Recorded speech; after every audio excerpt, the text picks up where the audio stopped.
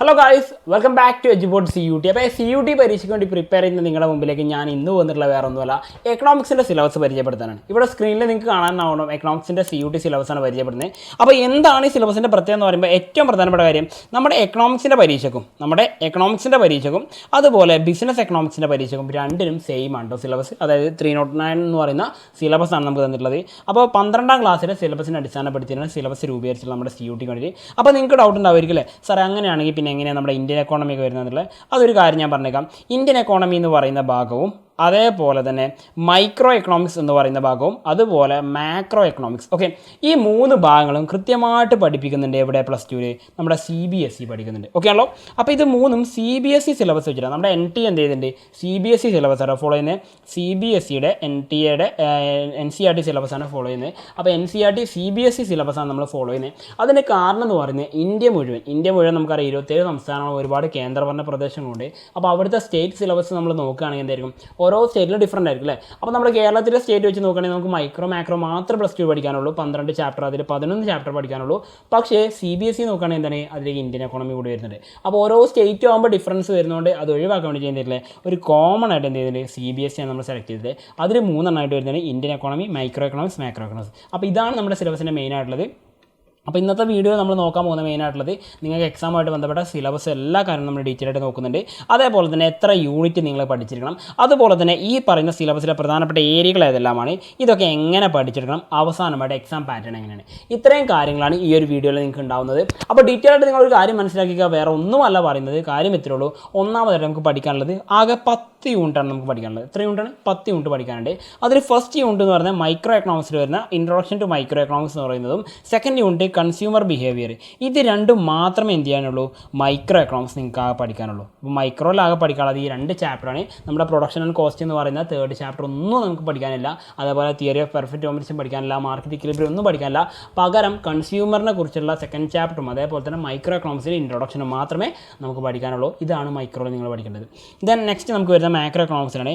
3 മുതൽ 7 ചാപ്റ്റർ വരെ നമുക്ക് വരുന്നത് മാക്രോ എക്കണോമിക്സ് ആണ്. അതിൽ ഓരോന്ന് നോക്കാം നമുക്ക്. മാക്രോ എക്കണോമിക്സ് 2nd ചാപ്റ്റർ ആയിരുന്ന നാഷണൽ ഇൻകം അക്കൗണ്ടിംഗ് ആണ് വരുന്നത്. അപ്പോൾ national income and related aggregates എന്ന് പറയുന്നത് ബേസിക് കോൺസെപ്റ്റ്സ് ആൻഡ് മെഷർമെൻറ്റ് എന്ന് പറയുന്ന ഭാഗം പഠിക്കാനുണ്ട്. അതേപോലെ ഡിറ്റർമിനേഷൻ ഓഫ് ഇൻകം, അല്ലെങ്കിൽ നമ്മുടെ ഇൻകം ഡിറ്റർമിനേഷൻ എന്ന് പറയുന്ന ചാപ്റ്റർ ഉണ്ടല്ലോ, 4th ചാപ്റ്റർ മാക്രോയിലെ, ആ ചാപ്റ്റർ പഠിക്കാനുണ്ട്. മണി ആൻഡ് ബാങ്കിങ് എന്ന് പറയുന്ന 3rd ചാപ്റ്റർ, അന്ന് നമുക്ക് 3rd ചാപ്റ്റർ ആയിരുന്ന മണി ആൻഡ് ബാങ്കിങ് ഇവിടെ 5th ചാപ്റ്റർ ആയിട്ട് വരുന്നത്.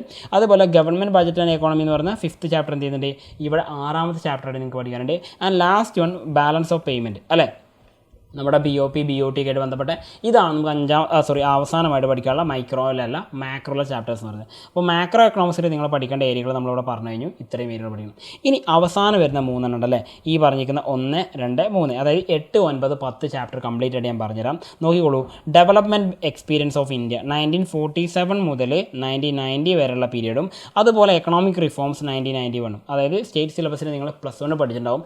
Indian economy on the eve of independence, Indian economy 1950 1990, അതേപോലെ ഇന്ത്യൻ എക്കോണമിയുടെ LPG പ്രോഗ്രാംസിനെ കുറിച്ചും പഠിച്ചിട്ടുണ്ടാവും അല്ലേ. അപ്പോൾ ഈ 3 ചാപ്റ്റർ മെർജ് ചെയ്തിട്ടാണ് ഇവിടെ പഠിക്കാനുള്ളത്. അത് ഇന്ത്യൻ എക്കോണമിയിലെ ഒരു ചാപ്റ്ററാണ്. Then current challenges faced by Indian economy എന്ന് പറഞ്ഞിട്ട് വരുന്നുണ്ട്. കുറേ ഏരിയകൾ വരുന്ന ഭാഗമാണ്, അതും ഇന്ത്യൻ എക്കോണമി പഠിക്കാണ്ട്. അവസാനമായിട്ട് ഡെവലപ്മെൻറ്റ് എക്സ്പീരിയൻസ് ഓഫ് ഇന്ത്യ എന്ന് പറയുന്നത്, അല്ലെങ്കിൽ ഡെവലപ്മെൻറ്റ് എക്സ്പീരിയൻസ് ഇൻ ഇന്ത്യ എന്ന് പറഞ്ഞാൽ കുറച്ച് ഭാഗം വരുന്നത് ഇന്ത്യയും ചൈനയും പാകിസ്ഥാനൊക്കെ ആയിട്ട് കമ്പയർ ചെയ്തിട്ടുള്ളതാണ്. അപ്പോൾ ഇത്രയും കാര്യങ്ങളാണ് ഇന്ത്യൻ എക്കോണമി എന്ന് പഠിക്കാനുള്ളത്. അപ്പോൾ നോക്കിയാൽ നിങ്ങൾക്ക് ഒരു ഐഡിയ ഉണ്ടാവും. സ്റ്റാറ്റിസ്റ്റിക്സ് ഒഴികെ ബാക്കി എല്ലാ ഏരിയകളും നമുക്ക് +1 +2 പഠിച്ച എല്ലാ കാര്യങ്ങളും പഠിക്കാനുണ്ട്. അപ്പോൾ ഇത്രയും 10 ചാപ്റ്ററാണ് നിങ്ങൾ പഠിക്കണം കേട്ടോ. ഇനി ഡീറ്റെയിൽ ആയിട്ട് നമുക്ക് ഓരോന്ന് നോക്കാം. അപ്പോൾ ആദ്യമായിട്ട് ഞാൻ നിങ്ങളോട് പറഞ്ഞു വെച്ചിട്ടുണ്ടായിരുന്നു NCERT CBSE സിലബസാണ് നമുക്കുള്ളത്. അപ്പോൾ അതിൽ വരുന്ന ചാപ്റ്റേഴ്സ് ആയിരിക്കും മൈക്രോ എക്കണോമിക്സ് ഉണ്ട്, മാക്രോ എക്കണോമിക്സ് ഉണ്ട്, ദെൻ ഇന്ത്യൻ എക്കോണമി വരുന്നുണ്ട്. ഓക്കെ ആണല്ലോ. ഈ 3 ഏരിയകൾ വെച്ചിട്ട് നമുക്കുള്ളത് മൈക്രോയിൽ 2 ചാപ്റ്റർ, മാക്രോയിൽ 5 ചാപ്റ്റർ, ഇന്ത്യൻ എക്കോണമി 3 ചാപ്റ്റർ, ആകെ മൊത്തം 10 ചാപ്റ്റേഴ്സ്. ഓക്കെ ആണല്ലോ. അങ്ങനെ ആകെ മൊത്തം 10 ചാപ്റ്റേഴ്സാണ് നമുക്ക് വരുന്നത്, മനസ്സിലാക്കുക. ദെൻ ഓരോ ചാപ്റ്റർ നമുക്ക് ഡീറ്റെയിൽ ആയിട്ട് നോക്കാം. അപ്പോൾ ഞാൻ ആദ്യം പറഞ്ഞിരിക്കുന്ന 2 ചാപ്റ്റർ ഏതാണ്, മൈക്രോ എക്കണോമിക്സിലാണ്. പിന്നെ പറഞ്ഞിരിക്കുന്ന ഏതാണ്, മാക്രോ എക്കണോമിക്സിലാണ് വരുന്നത്. ദെൻ അവസാനമായിട്ട് വരുന്നത് ഏതാണ്, ഇന്ത്യൻ എക്കോണമിയിലാണ് വരുന്നത്. അപ്പോൾ ഡീറ്റെയിൽ ആയിട്ട് ഇതൊന്ന് മനസ്സിലാക്കി വെക്കുക, കൃത്യമായിട്ട് നിങ്ങൾ ആദ്യം അറിഞ്ഞു വെക്കുക. ദെൻ നമുക്ക് നോക്കാനുള്ള ഫസ്റ്റ് യൂണിറ്റ് ആയിട്ടുള്ള ഇൻട്രൊഡക്ഷൻ ടു മൈക്രോ എക്കണോമിക്സ് എന്ന് പറഞ്ഞാൽ അതിൽ നിങ്ങൾ ആകെ പഠിച്ചിരിക്കേണ്ട ഒരു കണ്ടന്റ് എന്ന് പറഞ്ഞാൽ മൈക്രോ എക്കണോമിക്സ് എന്താണെന്നും, അതേപോലെ central problems of an economy അല്ലെ, നിങ്ങൾ പഠിച്ചിട്ടുണ്ടാവും. What to produce, how to produce, for whom to produce, അതുമായി ബന്ധപ്പെട്ട കാര്യങ്ങളാണ് പഠിക്കേണ്ടത്. ദെൻ നെക്സ്റ്റ് യൂണിറ്റ് രണ്ടാമത്തെ യൂണിറ്റായിട്ടുള്ള കൺസ്യൂമർ ബിഹേവിയർ കേട്ടോ. മൈക്രോ എക്കണോമിക്സിൻ്റെ അവസാനത്തെ യൂണിറ്റ് ഇതാണ് കൺസ്യൂമർ ബിഹേവിയർ എന്ന് പറഞ്ഞത്. അവിടെ കുറച്ച് അധികം പഠിക്കാനുണ്ട്. ഒന്ന് പഠിക്കാനുള്ളത് കൺസ്യൂമർ ഇക്വിലിബ്രിയം പഠിക്കാനുള്ളത്, അതെന്താണെന്ന് പഠിക്കാനുണ്ട്. അതേപോലെ യൂട്ടിലിറ്റി അപ്രോച്ച്, നമ്മുടെ യൂട്ടിലിറ്റി അപ്രോച്ച് MUTU അപ്രോച്ച് ഉണ്ടല്ലോ, നമ്മുടെ TUMU ഒക്കെ, ടോട്ടൽ യൂട്ടിലിറ്റി, മാർജിൻ യൂട്ടിലിറ്റി, അതൊക്കെ പഠിക്കാനുണ്ട്. അപ്പോൾ ഒരു കമ്മോട്ടി 2 കമ്മോട്ടി കേസ് അത് പഠിക്കാനുണ്ട് കേട്ടോ. ദെൻ നമുക്ക് പഠിക്കാനുള്ള ഡിമാൻഡിനെ കുറിച്ചാണ്. ഡിമാൻഡിനെ കുറിച്ച് പഠിക്കുമ്പോൾ മാർക്കറ്റ് ഡിമാൻഡ് എന്താണെന്നും അതേപോലെ ഡിറ്റർമിനൻസ് ഓഫ് ഡിമാൻഡ് നിർണ്ണയിക്കുന്ന ഘടകങ്ങൾ, ഡിമാൻഡ് ഷെഡ്യൂൾ എന്താണ്, ഡിമാൻഡ് കർവ് എന്താണ്, movement along and shift along the demand curve എന്ന് പറയുന്നത്, അതായത് മൂവ്മെൻറ്റും ഷിഫ്റ്റ് നമ്മൾ പഠിച്ചിട്ടുണ്ടല്ലേ ഡിമാൻഡ് കർവിൽ, അത് ഡീറ്റെയിൽ ആയിട്ട് നോക്കാനുണ്ട്. അതേപോലെ പ്രൈസ് ഇലാസ്റ്റിസിറ്റി ഓഫ് ഡിമാൻഡ് പഠിക്കാനുണ്ട്. Then measurement of price elasticity of demand പഠിക്കാനുണ്ട്. പിന്നെ പെർസെൻറ്റേജ് മെത്തേഡ്, അതേപോലെ total expenditure method and geometric method എന്ന് പറഞ്ഞാൽ ഈ 3 മെത്തേഡിൽ നമുക്ക് എന്ത് ചെയ്യാനുണ്ട്, ഈ പറഞ്ഞ പ്രൈസ് ഇലാസ്റ്റിസിറ്റി ഓഫ് ഡിമാൻഡ് കാണാനുണ്ട്. ഓക്കെ, ഇതാണ് മൈക്രോ എക്കണോമിക്സിൽ നിങ്ങൾക്ക് പറഞ്ഞ സെക്കൻഡ് ചാപ്റ്ററിലെ കൺസ്യൂമർ ബിഹേവിയറിലാകെ പഠിക്കാനുള്ളത്. അപ്പോൾ കൺസ്യൂമർ ഇക്വിലിബ്രിയം അതുപോലെ തന്നെ ഏതാണ് ഡിമാൻഡ് മസ്റ്റായിട്ട് പഠിച്ചിരിക്കേണ്ട കാര്യങ്ങളാണ്. ഓക്കെ, ദെൻ തേർഡ് യൂണിറ്റ് എന്ന് പഠിക്കേണ്ട കാര്യമാണ് നാഷണൽ ഇൻകം എന്ന് പറയുന്ന മൈക്രോ അല്ല മാക്രോ എക്കണോമിക്സിൻ്റെ ഫസ്റ്റ് ചാപ്റ്റർ ആയിട്ടുള്ളതിൽ ബേസിക് കോൺസെപ്റ്റ്സാണ് പഠിക്കാൻ പറ്റില്ല. അതായത് മാക്രോ എക്കണോമിക്സിൻ്റെ മെയിൻ ആയിട്ടുള്ള മീനിങ് പഠിക്കണം. അതേപോലെ സർക്കുലർ ഫ്ലോ ഓഫ് ഇൻകം എന്താണെന്നും അതുപോലെ GDP, GNP, NDP, NNP എന്ന് പറയുന്നത് മാർക്കറ്റ് പ്രൈസിലും ഫാക്ടർ കോസ്റ്റിലും എന്ത് ചെയ്യണം, പഠിച്ചിരിക്കണം. അപ്പോൾ നമ്മുടെ ഈ പറഞ്ഞ മാക്രോ എക്കണോമിക് ഐഡൻറ്റിറ്റീസ് ഉണ്ടല്ലോ, അതാണ് നിങ്ങൾ പഠിക്കേണ്ടതെന്ന് അർത്ഥം. ഓക്കെ, ദെൻ അവിടെ പഠിക്കുന്ന മറ്റൊരു കാര്യമാണ് മെഷർമെൻറ്റ് ഓഫ് നാഷണൽ ഇൻകം. നമുക്കതിന് 3 മെത്തേഡ് ഉണ്ട്. വാല്യൂ ആർഡർ മെത്തേഡ് വരുന്നുണ്ട്, ദെൻ രണ്ടാമത് വരുന്നത് ഇൻകം മെത്തേഡ് വരുന്നുണ്ട്, ദെൻ തേർഡ് വൺ വരുന്നത് എക്സ്പെൻഡിച്ചർ മെത്തേഡ് അല്ലേ. ഈ 3 മെത്തേഡ്സാണ് നമുക്ക് അവിടെ പഠിക്കാനുള്ളത്. 3 മെത്തേഡ്സിലും എന്ത് ചെയ്യാറുണ്ട്, ക്വസ്റ്റ്യൻസ് റിപ്പീറ്റ് ചെയ്ത് വരാറുണ്ട്. Then fourth unit income determination എന്ന് പറയുന്ന ചാപ്റ്ററാണ്. നമ്മുടെ ആഗ്രിഗേറ്റ് ഡിമാൻഡും ആഗ്രിഗേറ്റ് സപ്ലൈയും അതിൻ്റെ കമ്പോണൻസാണ് ആദ്യമായിട്ട് പഠിക്കാനുള്ളത്. ദെൻ പഠിക്കാനുള്ളത് propensity to consume and propensity to save, MPS, MPCയും അതുപോലെ APC, APS ഉണ്ടല്ലോ, അതാണ് പഠിക്കാനുള്ളത് കേട്ടോ. ദെൻ പഠിക്കാനുള്ള മറ്റൊരു കാര്യമാണ് ഇൻവോളണ്ടറി അൺഎംപ്ലോയ്മെൻറ്റ് എന്താണെന്നും ഫുൾ എംപ്ലോയ്മെൻറ്റ് എന്താണെന്ന് പഠിക്കണം. അതിൻ്റെ ഒപ്പം തന്നെ നമ്മൾ പഠിക്കേണ്ടത് ഇൻകം ഡിറ്റർമിനേഷനാണ്. എംപ്ലോയ്മെൻറ്റ് വരുന്ന സമയത്ത് 2 സെക്ടർ മോഡൽ എങ്ങനെയാണ് ഇൻകം ഡിറ്റർമിനേഷൻ എന്ന് പറഞ്ഞാൽ ഗ്രാഫ് വരച്ചിട്ട് നമ്മൾ ചെയ്ത് പഠിക്കണം. ഓക്കെ, ദെൻ അടുത്ത പറഞ്ഞാൽ മൾട്ടിപ്ലയർ എന്താണെന്ന് പറഞ്ഞതും അതേപോലെ അതിൻ്റെ വർക്കിംഗ് ആണ് പറഞ്ഞത്. മൾട്ടിപ്ലയർ മെയിനായിട്ട് പഠിക്കാനുള്ളതാണ് ഇൻവെസ്റ്റ്മെൻറ്റ് മൾട്ടിപ്ലയർ ആണ് പഠിക്കാനുള്ളത്. ദെൻ എക്സസ് ഡിമാൻഡും അതേപോലെ ഡെഫിഷ്യൻ ഡിമാൻഡും, അഥവാ നമ്മൾ പഠിച്ചിട്ടുണ്ട് ഇൻഫ്ലേഷനറി ഗ്യാപ്പ് ആൻഡ് ഡീഫ്ലേഷനറി ഗ്യാപ്പ്, ഇതവിടെ മസ്റ്റായിട്ട് പഠിച്ചിരിക്കണം. ദെൻ അതിൻ്റെ കൂടെ അവസാനമായിട്ട് നിങ്ങൾ പഠിക്കുന്നത് ഈ പറഞ്ഞ എക്സസ് ഡിമാൻഡും ഡെഫിഷ്യൻ ഡിമാൻഡും കറക്റ്റാണ് മെത്തേഡ്സാണ് പറയുന്നത്. ആ മെത്തേഡ്സ് കൂടി എന്ത് ചെയ്യുക, പഠിച്ച് കഴിഞ്ഞാൽ നമുക്ക് ഈ പറഞ്ഞ ചാപ്റ്ററിൻ്റെ ഭാഗം കൂടി തീരും. Okay, then fifth chapter money and banking എന്ന് പറയുന്നതാണ്. മണി ആൻഡ് ബാങ്കിൽ നമുക്ക് വളരെ ഈസിയായിട്ട് പഠിക്കാൻ ആദ്യം പണം എന്താണെന്നും അതിൻ്റെ മീനിങ്, എവല്യൂഷൻ, അതേപോലെ ഫംഗ്ഷൻസ്, ഇത് 3 പഠിക്കേണ്ടത്. ദെൻ സെൻട്രൽ ബാങ്കിൻ്റെ മെയിൻ ആയിട്ടുള്ള ഫംഗ്ഷൻസും മീനിങ്ങും നോക്കണം. അവസാനം കൊമേഴ്ഷ്യൽ ബാങ്കും അതിൻ്റെ മീനിങ് ഫംഗ്ഷൻസ് നോക്കണ്ടേ. ഇതിൻ്റെ കൂടെ എന്ത് ചെയ്യണം, മണി സപ്ലൈ എന്ന് പറയുന്ന M1, M2, M3 ഉണ്ടല്ലോ, അതുകൂടി പഠിച്ചിരിക്കണ്ടോ. M1, M2, M3, M4 കൂടി എന്തിനും പഠിച്ചിരിക്കണം. ദെൻ നമുക്ക് നോക്കാനുള്ള 6th ചാപ്റ്ററാണ്. 6th ചാപ്റ്റർ നിങ്ങൾ പഠിച്ചിരിക്കണം, മസ്റ്റായിട്ട് പഠിച്ചിരിക്കുന്ന കാര്യമാണ് ഗവൺമെൻറ് ബജറ്റിനെ കുറിച്ച് പറയുന്നത്. എന്താണ് ഗവൺമെൻറ് ബജറ്റ്, അതിൻ്റെ എക്കോണമി എന്ന് പറയുന്ന ഭാഗത്ത് ഗവൺമെൻറ് ബജറ്റ്, അതിൻ്റെ കോമ്പണൻസ് നോക്കണം. പിന്നെ അതുപോലെ ഗവൺമെൻറ് ബജറ്റിൻ്റെ ഒബ്ജക്റ്റീവ്സ് നമുക്കത് പഠിക്കാനുണ്ട്. ദെൻ റെസിപ്റ്റ്സ്, ക്ലാസിഫിക്കേഷൻ റെസിപ്റ്റ് പറയുമ്പോൾ റവന്യൂ റെസിപ്റ്റ് ഉണ്ട്, ക്യാപിറ്റൽ റെസിപ്റ്റ് ഉണ്ട്, അത് പഠിച്ചിരിക്കണം. അതേപോലെ ക്ലാസിഫിക്കേഷൻ ഓഫ് എക്സ്പെൻഡിച്ചർ, നമുക്കറിയാം റവന്യൂ എക്സ്പെൻഡിച്ചർ ഉണ്ട്, ക്യാപിറ്റൽ എക്സ്പെൻഡിച്ചർ ഉണ്ട്, അതും പഠിച്ചിരിക്കണം. അതുപോലെ planned and non planned expenditure, development and non development expenditure എന്ന് പറഞ്ഞിട്ട് ഇത്രയും ഭാഗം കൂടി അതിൽ പഠിക്കണം. സിമ്പിൾ കോൺസെപ്റ്റാണ്, പഠിക്കാൻ വളരെ ഈസിയാണ്. ദെൻ അതിലേറെ ഈസി ആയിട്ടുള്ള കോൺസെപ്റ്റാണ് balanced budget, surplus budget, deficit budget എന്ന് പറയുന്ന 3 അതും അതിൻ്റെ ഇംപ്ലിക്കേഷൻസ് അഥവാ അതിൻ്റെ ആപ്ലിക്കേഷൻ ലെവൽ കാര്യങ്ങൾ എന്ത് ചെയ്യണം, നമുക്ക് നോക്കിയിരിക്കണം. ഓക്കെ, ദെൻ അടുത്തതായിട്ട് പറഞ്ഞാൽ റവന്യൂ ഡെഫിസിറ്റ് അഥവാ RD പഠിക്കാനുണ്ട്, റവന്യൂ ഡെഫിസിറ്റ് പഠിക്കാനുണ്ട്, FD ഫിസിക്കൽ ഡെഫിസിറ്റ് പഠിക്കാനുണ്ട്. ദെൻ ഫൈനലി നമുക്ക് പഠിക്കാനുള്ളതാണ് പ്രൈമറി ഡെഫിസിറ്റ് അഥവാ PD എന്ന് പറയുന്നത്. ഈ പറഞ്ഞ 3 ഡെഫിസിറ്റുകളും പഠിക്കാനുണ്ട്. അതിൻ്റെ ചെറിയ പ്രോബ്ലംസ് നമുക്ക് ചെയ്യാനുണ്ടാവും. അത് വെച്ചിട്ടാണ് പരീക്ഷയ്ക്ക് എന്ത് ചെയ്യുക, ക്വസ്റ്റ്യൻസ് വരിക. ഓക്കെ ആണല്ലോ. ദെൻ 7th യൂണിറ്റ് ഏറ്റവും അവസാനമായിട്ട് മാക്രോ എക്കണോമിക്സിൻ്റെ അവസാനത്തെ ചാപ്റ്ററാണ് ബാലൻസ് ഓഫ് പേയ്മെൻറ്റ് എന്ന് പറഞ്ഞത്. ഈ ചാപ്റ്ററിൽ നിങ്ങൾ ആദ്യം പഠിക്കേണ്ടത് ഫോറിൻ എക്സ്ചേഞ്ച് റേറ്റ് എന്താണെന്ന് പഠിക്കണം. അതിൽ വരുന്ന ഫിക്സഡും ഫ്ലെക്സിബിൾ എന്താണെന്ന് പഠിക്കണം. ഇന്ത്യയിൽ ഏതാണെന്ന് കൃത്യമായിട്ട് പഠിച്ചിരിക്കണേ. ഇനി അതിൻ്റെ ഓരോന്നിൻ്റെയും മെറിറ്റ്സും ഡിമെറിറ്റ്സും നോക്കിയതിന് ശേഷം എന്താ പഠിക്കേണ്ടത്, ഈ പറഞ്ഞിരിക്കുന്ന ഡിമാൻഡ് സപ്ലൈ ഉപയോഗിച്ചിട്ട് എങ്ങനെയാണ് എക്സ്ചേഞ്ച് റേറ്റ് ഡിറ്റർമിൻ ചെയ്യാനുള്ള കാര്യം നമ്മൾ നോക്കി വെക്കണം. ദെൻ ബാലൻസ് ഓഫ് പേയ്മെൻറ്റിൻ്റെ മെയിൻ ആയിട്ടുള്ള കമ്പോണൻസും കാര്യങ്ങളും എന്ത് ചെയ്യണം, നമ്മൾ നോക്കിയിരിക്കണം. BOP നമ്മുടെ ബാലൻസ് ഓഫ് പേയ്മെൻറ്റിൻ്റെ കോമ്പോണൻസും കാര്യങ്ങളും നമ്മൾ പഠിച്ചിട്ടുണ്ട്. അതൊന്നും കൂടി പൊടി തട്ടിയെടുത്ത് പഠിച്ചാണ് എടുക്കണ്ടോ. ഓക്കെ, പിന്നെ അതേപോലെ എക്സ്ചേഞ്ച് റേറ്റ് ഇഷ്യൂസും കാര്യങ്ങളൊക്കെ ആയിട്ട് ബന്ധപ്പെട്ടത്. അതേപോലെ പഠിക്കുന്ന മറ്റൊന്നാണ് മാനേജ്ഡ് ഫ്ലോട്ടിംഗ്. എന്താണ് മാനേജ്ഡ് ഫ്ലോട്ടിംഗ് എന്ന് പറയുന്ന കാര്യം കൂടി എന്ത് ചെയ്യാനുണ്ട്, നമുക്കിവിടെ പഠിക്കാനുണ്ട്. ഓക്കെ, ദെൻ 8th യൂണിറ്റ് മുതൽ നമുക്ക് തുടങ്ങുന്നതിന് ഈ പറഞ്ഞ Indian economy macro economics micro കഴിഞ്ഞു. അവസാനം ഇന്ത്യൻ എക്കോണമിയാണ് വരുന്നത്. ഇന്ത്യയുടെ 1947 മുതലുള്ള പ്രസൻറ്റ് വരെയുള്ള കണ്ടീഷൻസാണ് നോക്കേണ്ടത്. ഓക്കെ, പ്രസൻറ്റ് വരെയുള്ള ഇന്ത്യൻ എക്കോണമിയുടെ അവസ്ഥയാണ് നമുക്ക് നോക്കാനുള്ളത്. അപ്പോൾ ഇന്ത്യൻ എക്കോണമിയുടെ അവസ്ഥ നമുക്ക് ആദ്യം പഠിക്കാനുണ്ട്. On the eve of independence പറഞ്ഞിട്ടുള്ള ഭാഗത്ത് പഠിക്കാനുണ്ട്. അതേപോലെ വരുന്നത് 5 ഇയർ പ്ലാൻ്റെ സമയത്തുള്ള ഇന്ത്യൻ എക്കോണമിയുടെ ഗോൾസ് നമുക്ക് നോക്കാനുണ്ട്. അതേപോലെ ഇന്ത്യൻ എക്കോണമിക് സിസ്റ്റം നോക്കാനുണ്ട്. പിന്നെ ഇന്ത്യ എക്കോണമിയുടെ മെയിൻ ഫീച്ചേഴ്സ്, അതിൻ്റെ മെയിൻ പ്രോബ്ലംസ്, അതേപോലെ ആ പോളിസീസ്, അഗ്രികൾച്ചർ സെക്ടറിലുണ്ടായിരുന്ന പോളിസീസ് നമുക്കറിയാലേ, മെയിനായിട്ടുള്ള അഗ്രികൾച്ചർ സെക്ടറിലെ ലാൻഡ് റിഫോംസും അതേപോലെ ലാൻഡ് റിഫോംസും കാര്യങ്ങളൊക്കെ നമ്മൾ പഠിച്ചിട്ടുണ്ടായിരുന്നു. അതേപോലെ പഠിച്ച ഗ്രീൻ റവല്യൂഷൻ അതൊക്കെ പഠിക്കാനുണ്ട്. ദെൻ ഇൻഡസ്ട്രിയൽ സെക്ടറിലെ പോളിസി, അഗ്രികൾച്ചർ കഴിഞ്ഞാൽ പിന്നെ അടുത്തത് ഇൻഡസ്ട്രിയാണ്, പിന്നെ അവസാനം വരുന്ന സർവീസിൽ വരുന്ന ഫോറിൻ സെക്ടറാണ് കേട്ടോ, അഥവാ ഫോറിൻ ട്രേഡാണ് പഠിക്കാനുള്ളത്. അപ്പോൾ ഇൻഡസ്ട്രിയൽ സെക്ടറിൽ IPR 1956 പഠിക്കണം. അതുപോലെ ഈ പറഞ്ഞ SSI എന്ന് പറഞ്ഞാൽ സ്മോൾ സ്കെയിൽ ഇൻഡസ്ട്രീസ് എന്ന് പറയാറുണ്ട് അല്ലേ, ചെറുകിട വ്യവസായങ്ങൾ, അതിൻ്റെ റോൾ ഇമ്പോർട്ടൻസ് പഠിക്കണം. ഇത്രയും കാര്യങ്ങളാണ് അവിടെ നോക്കാനുള്ളത്. ദെൻ 9ാമത്തെ യൂണിറ്റ് കറണ്ട് ചലഞ്ചസ്, വളരെ വളരെ ഇമ്പോർട്ടൻ്റ് ആയിട്ടുള്ള NCERT നിങ്ങൾക്ക് അവിടെ ഒരു കുരുക്ക് ഒളിപ്പിച്ച് വെച്ചിരിക്കുന്നതാണ്. കറണ്ട് ചലഞ്ചസ് എന്ന് പറഞ്ഞിട്ട് തന്നിട്ടുള്ള കാര്യങ്ങൾ എന്താ നോക്കിക്കൊള്ളാം.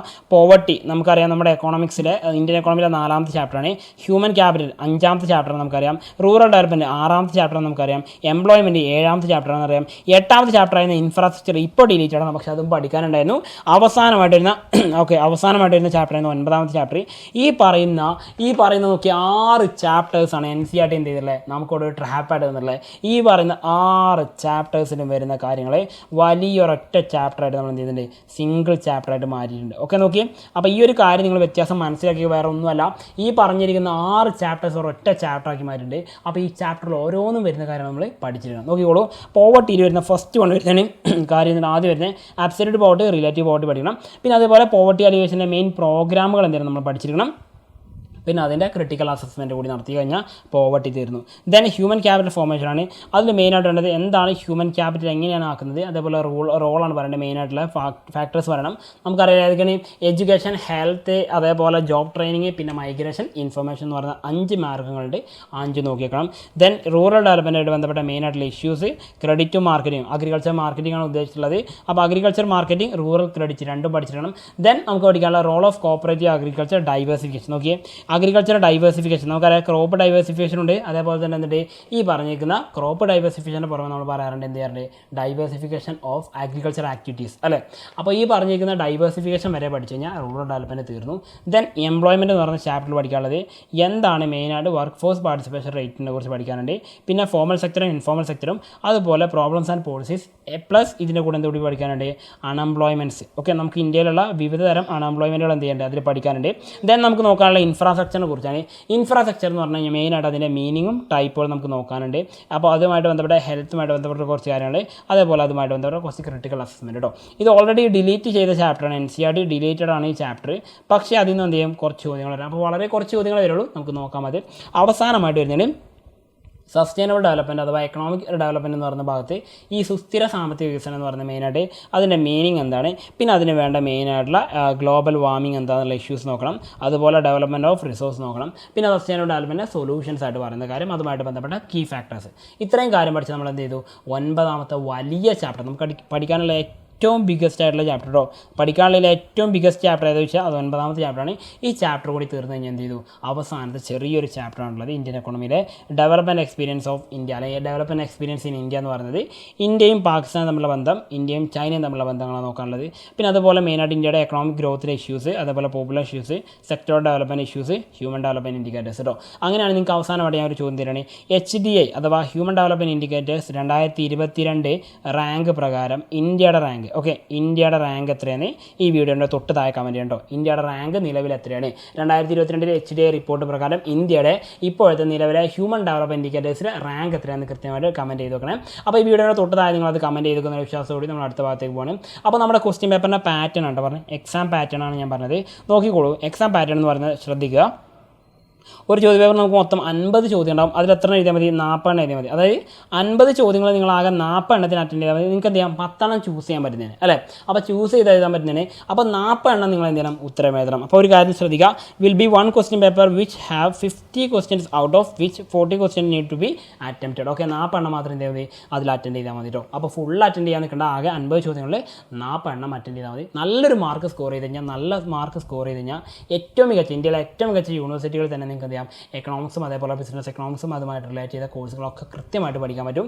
പിന്നെ അതിലൊരു കാര്യം, ഇനി എന്തെങ്കിലും ഡൗട്ട്സ് നിങ്ങൾക്ക് ഉണ്ടെങ്കിൽ, എന്തെങ്കിലും ഡൗട്ട്സ് നിങ്ങൾക്ക് അറിയണമെങ്കിൽ എന്ത് ചെയ്യുക, ഉടനെ തന്നെ തൊട്ട് താഴെ കമൻറ്റ് ബോക്സിൽ എന്ത് ചെയ്യുക, നിങ്ങൾക്ക് അത് പിൻ ചെയ്ത് വെക്കാം, അതായത് കമൻറ്റ് ചെയ്ത് വെക്കാം. ആ കമൻറ്റ് നമ്മൾ എന്തെങ്കിലും വായിക്കും, നിങ്ങൾക്കുള്ള മറുപടി തരും. ഓക്കെ ആണല്ലോ. അപ്പോൾ വീണ്ടും അടുത്തൊരു വീഡിയോയിൽ കാണുന്നതായിരിക്കും. It's me Salsabeen signing out from Eduport CUT. Okay, by.